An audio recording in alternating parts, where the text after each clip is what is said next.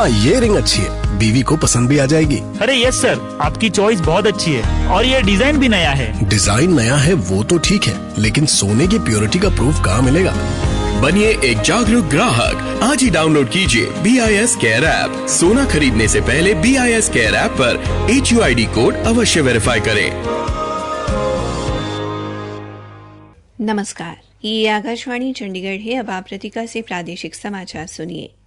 भारतीय अंतरिक्ष अनुसंधान संगठन इसरो ने चंद्रयान तृतीय के लैंडर को अंतरिक्ष यान के प्रोपल्शन मॉड्यूल से सफलतापूर्वक अलग किया। केंद्र सरकार ने मोबाइल सिम कार्ड डीलर के लिए पुलिस एवं बायोमेट्रिक सत्यापन अनिवार्य करने और बड़ी संख्या में कनेक्शन देने के तंत्र को समाप्त करने का निर्णय लिया। हरियाणा के मुख्यमंत्री मनोहर लाल ने 450 अनधिकृत कॉलोनियों को नियमित करने की घोषणा की। नू पुलिस द्वारा गिरफ्तार किए गए आरोपी राजकुमार को 14 दिन की न्यायिक हिरासत में भेजा गया। हरियाणा राज्य महिला आयोग की अध्यक्ष रेणु भाटिया ने नूंह जिले में शांति बहाली के लिए जिला प्रशासन की सराहना की और शहीद मदन लाल ढींगरा के शहीदी दिवस पर आज उन्हें श्रद्धा सुमन अर्पित कर याद किया गया। अब समाचार विस्तार से।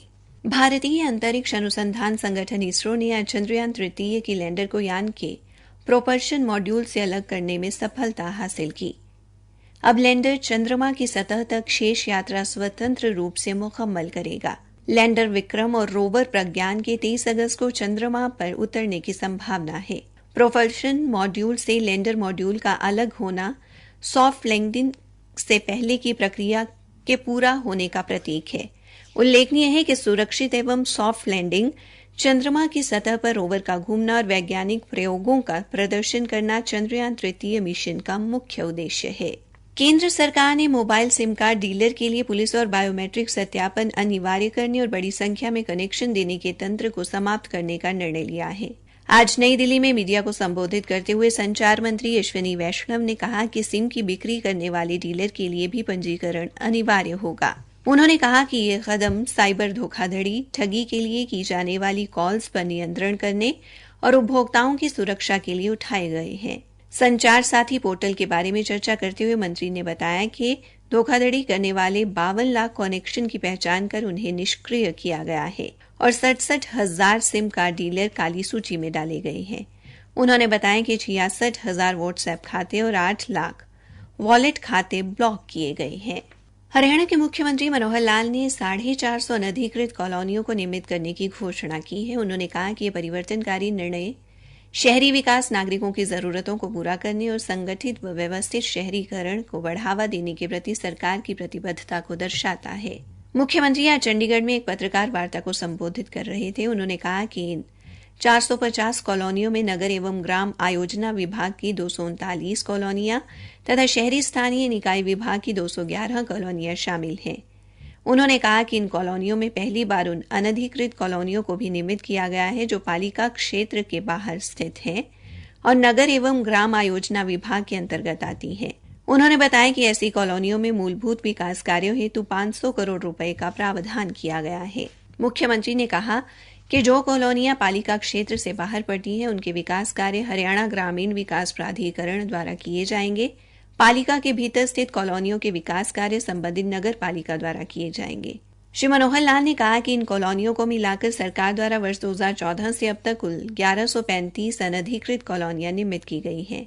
मुख्यमंत्री ने बताया कि वर्तमान में प्रदेश में कुल 1856 अनधिकृत कॉलोनियों को निर्मित करना विचाराधीन है। मापदंड पूरे होने पर इन्हें भी नियमित किया जाएगा। हरियाणा सरकार द्वारा पालिका क्षेत्र से बाहर पड़ने वाली आवासीय कॉलोनियों को निर्मित करने के लिए जो विकास शुल्क निर्धारित किए गए हैं वह अविकसित भूमि के लिए कलेक्टर मूल्य दर का 8% तथा विकसित भूमि के लिए कलेक्टर मूल्य दर का 5% देय होगा। मुख्यमंत्री मनोहर लाल ने बताया कि सरकार ने ऐसी कॉलोनियों में बिक्री नामे पर प्रतिबंध लगा दिया था, इसलिए 1 जुलाई 2022 से पहले जिन्होंने बिक्री के लिए बिक्रीनामा या बिक्री अनुबंध पंजीकृत करवा रखे थे उन्हें बेचा हुआ माना जाएगा।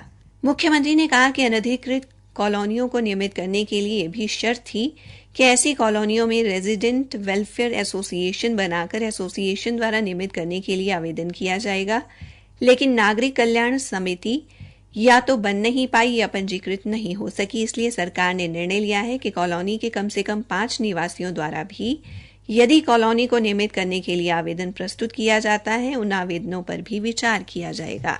आकाशवाणी चंडीगढ़ के समाचार सेवा प्रभाग द्वारा आज़ादी का अमृत महोत्सव संपन्न होने और देश के अमृतकाल में प्रवेश करने के मौके पर शुरू की गई प्रश्नोत्तरी प्रतियोगिता का आज का प्रश्न है, मेरी माटी मेरा देश अभियान में वसुधा वंदन से क्या आशय है। प्रश्न एक बार फिर से सुन लें। मेरी माटी मेरा देश अभियान में वसुधा वंदन से क्या आशय है। अपने उत्तर newsairchd@gmail.com पर तुरंत मेल करें। प्रादेशिक समाचार आकाशवाणी चंडीगढ़ से प्रसारित किए जा रहे हैं। नूंह पुलिस द्वारा गिरफ्तार किए गए आरोपी राजकुमार को एक दिन की पुलिस हिरासत पूरी होने पर आज सिविल जज अंजलि जैन की विशेष अदालत में पेश किया गया। अदालत ने बिट्टू बजरंगी नाम से जाने जाते फरीदाबाद निवासी राजकुमार को 14 दिन की न्यायिक हिरासत में भेज दिया।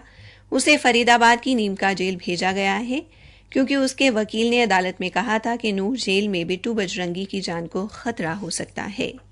हरियाणा राज्य महिला आयोग की अध्यक्ष रेणु भाटिया ने नूंह जिले में शांति बहाली को लेकर आज जिला प्रशासन की सराहना की।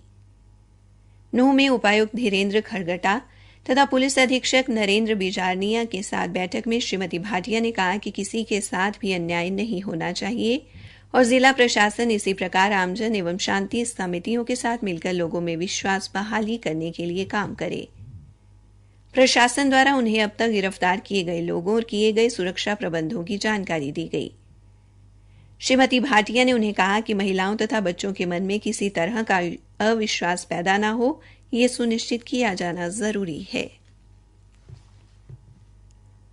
हरियाणा के मुख्यमंत्री मनोहर लाल ने कहा है कि राज्यों के बिजली विनियामक आयोग अपने गठन के उद्देश्यों की पूर्ति करते हुए उपभोक्ताओं के हित और बिजली क्षेत्र में सुधार के लिए काम कर रहे हैं। मुख्यमंत्री आज हरियाणा बिजली विनियामक आयोग के गठन की रजत जयंती के अवसर पर आयोजित बिजली विनियामक आयोगों के क्षेत्रीय सम्मेलन में बोल रहे थे। उन्होंने आयोग के गठन के 25 वर्ष पूरे होने पर बधाई देते हुए कहा कि बिजली वितरण कंपनियों को घाटे से उबारने के लिए प्रधानमंत्री नरेंद्र मोदी की पहल पर उदय योजना लागू की गई थी। बिजली कंपनियों का 25,950 करोड़ रुपए का घाटा सरकार ने वहन किया और आज हरियाणा की चारों बिजली कंपनियां मुनाफे में चल रही हैं। मुख्यमंत्री ने कहा कि वर्ष 2014 में सत्ता संभालने के बाद उन्होंने बिजली क्षेत्र में संकल्प लिया। भिवानी जिले के बाढ़ड़ा में झोली फैलाकर लोगों को बिजली के बिल भरने की अपील की, जिसका लोगों पर इतना असर हुआ कि आज मारा गांव जगमग गांव योजना के तहत प्रदेश के 5,745 गांवों में बिजली की 24 घंटे आपूर्ति संभव हो पाई। इतना ही नहीं, गत 9 वर्षों में बिजली बिलों की दरें भी नहीं बढ़ाई गई। उन्होंने कहा कि लाइन लॉस में 34% से घटकर 15% रह गया है।